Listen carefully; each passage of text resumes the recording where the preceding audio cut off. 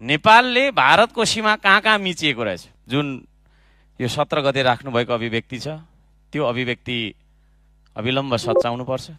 प्रधानमन्त्रीज्यू यहाँ उपस्थित हुनुपर्छ भन्ने म माग राख्दछु। र एउटा अर्को कुरा म के राख्न चाहन्छु भने, यो हाम्रो नियमावलीको नियम 4 को 1 मा के भनिएको छ भने प्रत्येक सदस्यले बैठकमा आउनुपर्ने छ र बैठकमा आउनु अघि बस्नु अगाडि हाजिर गर्नुपर्ने छ भन्ने छ।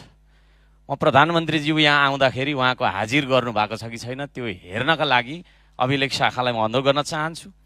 यदि उहाँले हाजिर गर्नु भएको छैन भने उहाँ यो प्रतिनिधि सभाको सदस्य नरहेको ठहर हुन्छ र यदि उहाँ यो तपाईँको चाहिँ के अरे प्रतिनिधि सभाको सदस्य नरहेको ठहर हुन्छ भने संविधानको धारा 77 को 1 को ग ले निज चाहिँ तपाईँको प्रतिनिधि सभाको सदस्य नरहेमा प्रतिनिधि सभाको सदस्य नरहेको हकमा प्रधानमन्त्रीको पदबाट मुक्त हुनुपर्छ भन्ने व्यवस्था गरिएको छ।